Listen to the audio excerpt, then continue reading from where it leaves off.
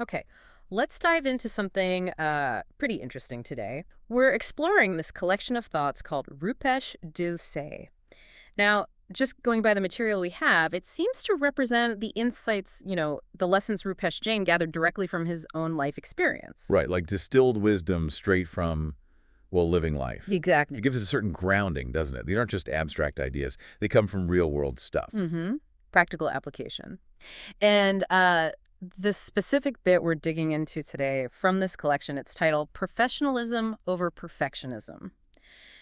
So our goal here, our mission for this deep dive is really to unpack the core message. It feels like it tackles a really common tension. Yeah, the tension between like always chasing perfect versus just maintaining really high professional standards. The source gets straight to it. It says, and let me quote this part. Don't get confused between professionalism versus perfectionism. Yeah. Some degree of imperfection is fine, but don't compromise on high degree of standards you follow for professionalism to achieve sustainable long-term success. Wow, okay. That quote really cuts through the noise, doesn't it?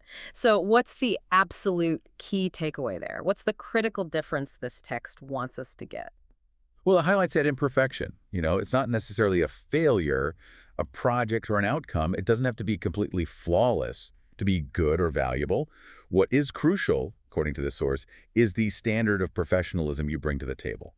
That's the non-negotiable part.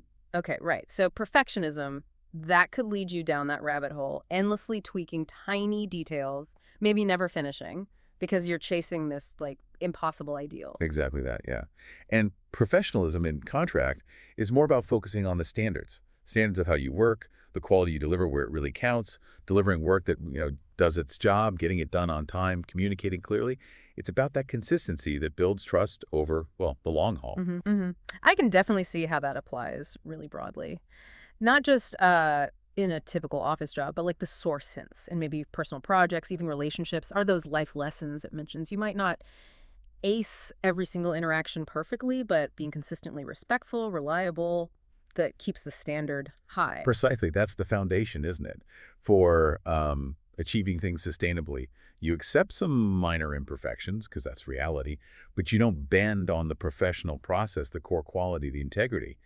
Making that distinction is, well, vital if you want to avoid getting stuck and actually build something lasting. So the real insight here from this Rupesh Dilsey note is powerful. Know the difference. Don't let chasing some impossible perfection block you.